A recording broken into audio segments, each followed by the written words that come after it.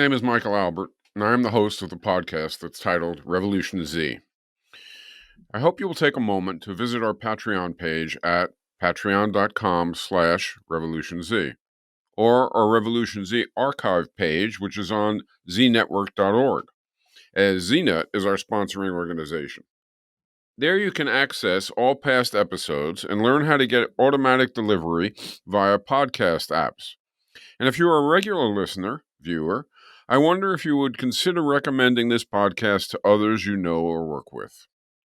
In any event, this is our 273rd consecutive episode.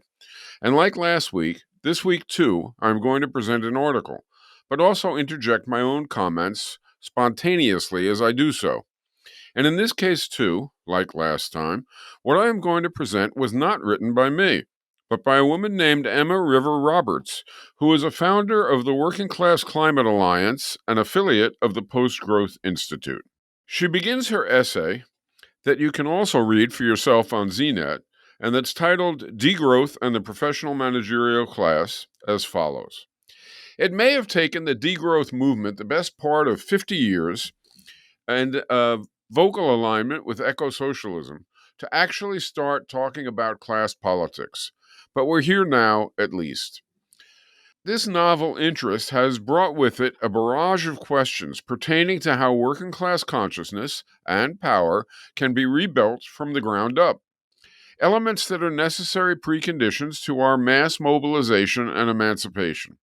However, helping to achieve this will forever remain out of the movement's capabilities, unless it begins to critically reflect upon the social dynamics of the movement itself. That is, that it's mostly comprised of individuals belonging to the professional managerial class, and the specific challenges that this creates in regards to the working class and movement building.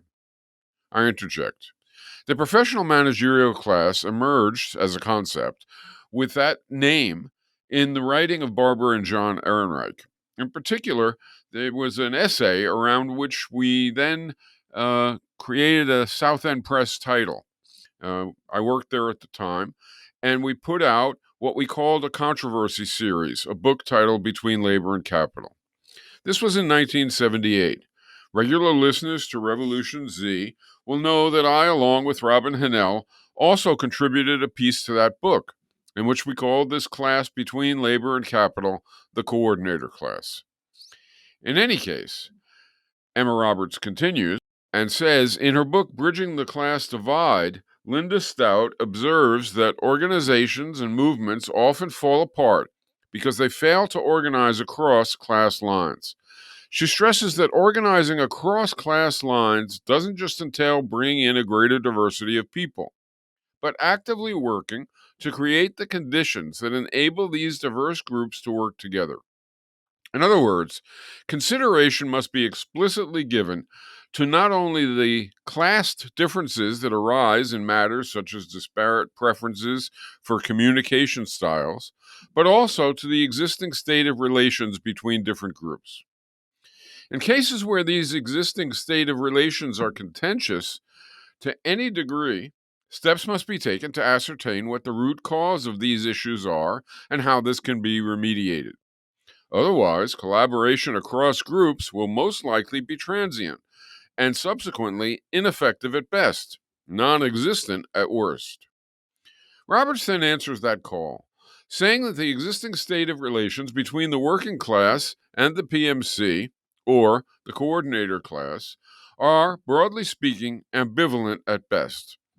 As highlighted by Catherine Liu in Virtue Hoarders, the case against the professional managerial class, the working classes continue to be treated with nothing but contempt. So now Roberts quotes Liu.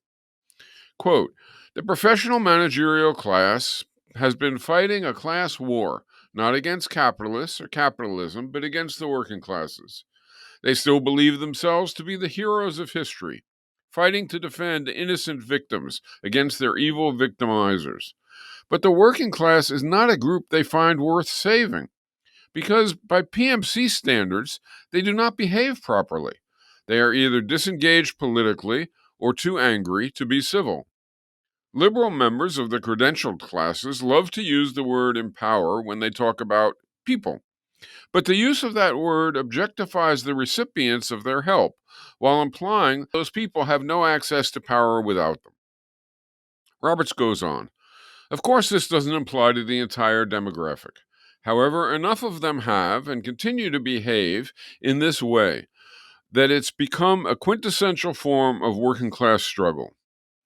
We continue to be stereotyped in the media, documentaries, social media, by academics, environmental activists, those in professions they deem to be superior to ours.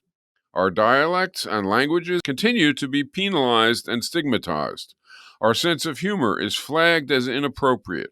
Our appearance is seen as something to be laughed at. Even our homes are labeled as grossly inferior and inhabited by society's worst. I interject. Those phrases in Roberts' article are all links to sources. Roberts is not addressing why this group exists, what its actual position is, why it is a class, etc. She is instead talking about the situation it confronts in life and how it is treated. Roberts continues, a working class writer and activist, telling what her experiences of the matter are. She writes, we're excluded from actively participating in civil society organizations, and we know that unless we make ourselves palatable in PMC spaces, that is, unless we downplay our working classness and try to present ourselves as middle class, we'll probably be treated like second class citizens. In the eyes of others, our differences mean that we're unworthy of respect in all its forms, legitimizing our systemic and social exclusion from participation in mainstream society, and ruthlessly tearing every single component of our cultures, values, and practices to shreds in the process. I interject. John Lennon, as one of the very few to address in popular culture what Roberts is relaying, sort of the exception that proves the point, I think, sang about this in his song Working Class Hero, whose lyrics are not perfect politically, but they are very revealing. Quote, as soon as you're born, they make you feel small by giving you no time instead of it all, till the pain is so big you feel nothing at all. A working class hero is something to be. A working class hero is something to be. They hurt you at home and they hit you at school. They hate you if you're clever and they despise a fool. Till you're so fucking crazy you can't follow their rules. A working class hero is something to be. A working class hero is something to be. When they've tortured and scared you for 20-odd years, then they expect you to pick a career. When you can't really function, you're so full of fear. A working class hero is something to be. A working class hero is something to be. Keep you doped with religion and sex and TV, and you think you're so clever and classless and free, but you're still fucking peasants as far as I can see. A working class hero is something to be. A working class hero is something to be. There's room at the top there telling you still, but first you must learn how to smile as you kill. If you want to be like the folks on the hill, a working class hero is something to be. A working class hero is something to be. If you want to be a hero, well, just follow me. If you want to be a hero, well, just follow me. I should probably say that while I was born into a coordinator class family, and while I have had coordinator class education, and even as a full-time activist, revolutionary media person, have inhabited the world of the coordinator class due to the movement roles I have had, that is, roles of what Roberts calls the PMC, I liked and am conveying Robert's piece precisely because I have seen all over for my 76 years just what she has felt and is able to better convey. Roberts continues, these examples aren't anecdotal. I'm not exaggerating when I say that I've never met another working class person from both the global north and south who doesn't have handfuls of personal experiences such as these. The PMC have self-internalized and reproduced the oppressive nature of successive states, alienating us for the conditions of our existence that we never chose but were born into. It's irrefutable that they played a monumental part in the ruthless decimation of working class consciousness and power, pulling it right down to the ground, where it continues to lay in tatters to this day. I interject. Again, Roberts is conveying felt reality, not trying to explain why it exists, but let me give a stab at some brief explanation. To the Ehrenreichs, Hanel and I, and earlier to Bakunin and many Marxists, but not Lenin and Trotsky, and later to many more people of diverse thinking, the PMC, or coordinator class, has, as its defining underlying situation, a position in the division of labor below owners who are above and above workers who are below. So why aren't coordinators and workers, who are all employees of owners, all in one category, one class called workers? It is because, I think, among these employees, some of them monopolize empowering circumstances. That is, they have roles that convey to them information, connections, confidence, access, etc., while the rest of them, workers, are left with roles that disempower them. That is, they have roles that reduce their information, connections, confidence, access, etc., and both are prepared for these slots in society. Unchallenged, this division of labor leads the empowered, who are above, to see themselves and workers below one way, and that leads workers below to see themselves and coordinators above another way. Roberts continues. If the reader is dubious about what I'm saying here, instead of perpetually theorizing the nature of our existence from a physical and philosophical distance, go and find a working class person. Ask if any of the aforementioned applies to them and how they have been personally affected by it. And I interject that Roberts is way beyond right, that this is a very good way to become aware of the situation and its importance. For myself, way back in time, I taught in a prison and had the scale and import of the situation revealed and impressed upon me by some inmates there.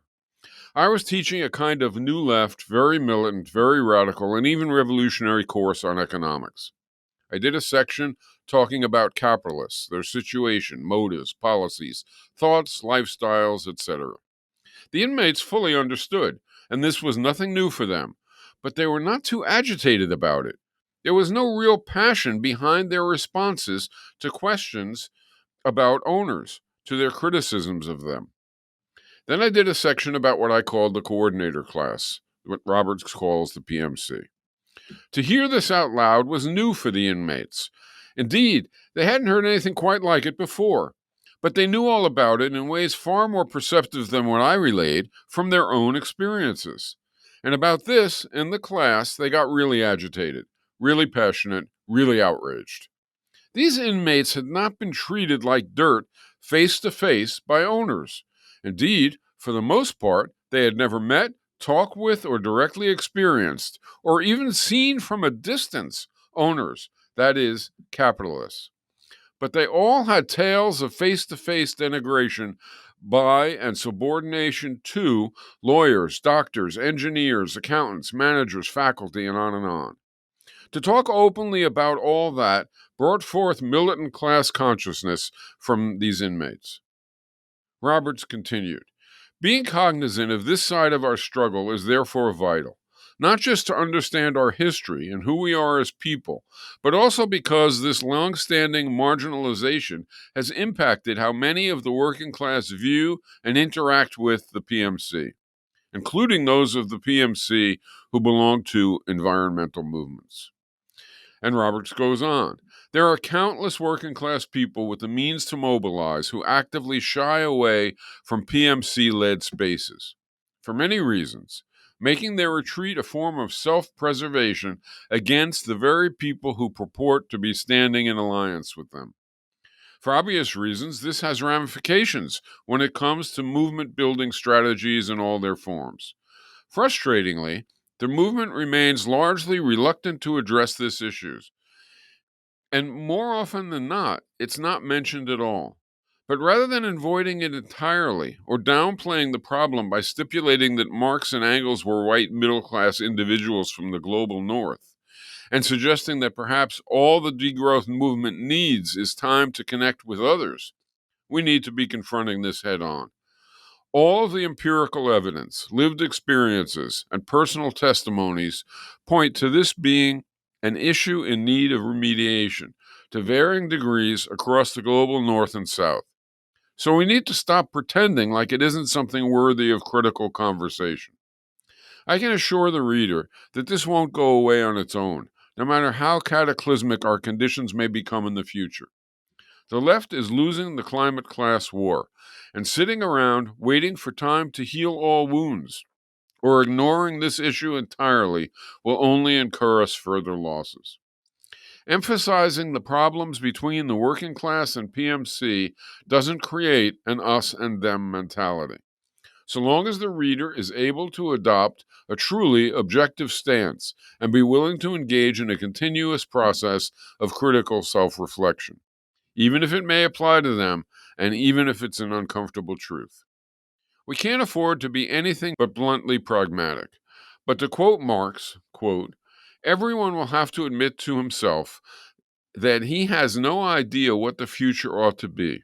It is precisely the advantage of the new trend that we do not dogmatically anticipate the world, but only want to find the world through criticism of the old one. If constructing the future and settling everything for all times are not our affair, it is all the more clear that we have to accomplish at present. I am referring to ruthless criticism of all that exists. Ruthless both in the sense of not being afraid of the results it arrives at, and in the sense of being just as little afraid of conflict with the powers that be. I interject. Here I may have a quibble with what Roberts may mean, and I certainly have more than a quibble with what Marx meant. Yes, we have to extend our critique beyond ownership relations, not only to race, gender, and power relations, but also to a broader view of class relations, accounting for the class between labor and capital. But we must also move from criticism to advocacy of a vision that replaces the institutional causes of oppression with institutions that advance liberation. The solution to not being sectarian about that, to not being regimented about that, to being open-minded about that is, well, to do those three things, but simultaneously to at least develop the core of a vision. Roberts continues, quite consistently with both the critical and visionary need, I think, by saying, if people are truly serious about the emancipation of the working class, then they must take the time to learn about our sources of de-emancipation. We can't build the struggle unless we fully comprehend and acknowledge the multifarious forms that it takes in the lives of the working class. We can't expect to bring anyone on board otherwise, and it's vacuously naive to believe that a global struggle against the bourgeoisie is enough by itself to unite people across class factions. It isn't. If it was, it would have worked by now. If the reader still needs convincing, allow me to put this another way. It's taken half a century, says Roberts, to bring class politics to the top of Degrowth's agenda. After half a century, people are still grappling with the question of attracting working class people to the movement. Now, of course, it's grown in size and popularity since it started, exponentially so, but it remains predominantly composed of white PMC individuals from the global north. Degrowth has effectively sat on the shelf for long enough that it's become the stale ham sandwich of movements, devoid of a demographic representation that reflects the heterogeneity of society, deprived of the voices and perspectives that a heterogeneous demographic brings with it, and subsequently incapable of becoming a serious contender for mass politics. Maybe, just maybe, it's time to start thinking about how the social dynamics of the movement have inadvertently contributed to this, and how this can be addressed. These issues can be remediated, but only if the movement is willing to be pragmatic and open to critical self-reflection on their limitations in this light. Adopting eco-socialist principles and practices is a monumental step in the right direction. However, socialist theory isn't a panacea for the working class, and even with this shift in approach, this still doesn't alter a given individual's demographic. It doesn't matter what people's intentions are. It doesn't matter that some PMC activists would never dream to treat others in this way. What matters is how they are perceived by the very people that they are trying to reach. PMC-dominated spaces movements are unattracted to much of the working class for many reasons, to the extent that they avoid them entirely. And she says, I will unpack this further in part 2, I guess that's still to come, including the challenges of PMC spaces movements that are inherently academic in nature. Most of these issues, Roberts continues, have their roots in the historic, systematic, and social marginalization abetted by the PMC. They are issues so entrenched that it has culminated in the working class struggle becoming a socially dyadic one. It exists as a struggle against the bourgeoisie and the PMC. Understanding this forms part of the crucial foundation knowledge that anyone must have in their repertoire if they are to successfully engage with the working class. I interject. This essay by Roberts ought to be the subject of a very serious, very heartfelt, very sincere, very in-depth evaluation and further elaboration throughout not only the degrowth movement, but really all movements in our contemporary landscape of activism. It should not only lead to assessments of attitudes, beliefs, and habits in all our movements, but also assessments of, ruthlessly criticism of, but also proposals for how to and what to replace current oppressive structural relations in society with, in the economy, and also beyond the economy, and indeed also in our own movements. And if you do want to react to, ask questions about, or provide extensions to, or criticize this episode, which presented Robert's essay, please visit znetwork.org. And from there, check the upper left little row of icons.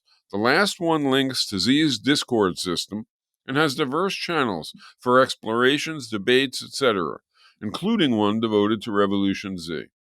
If you have an incredible memory, the link to Z's Discord is discord.gg/JK,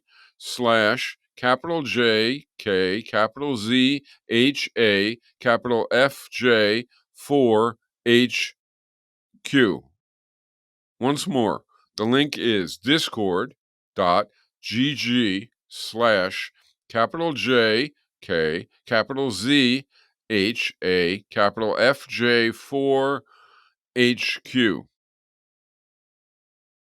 Otherwise, again, you can address it from the parent ZNet site at znetwork.org. And, all that said, and with thanks to Emma Rivers Roberts, this is Michael Albert signing off until next time for Revolution Z.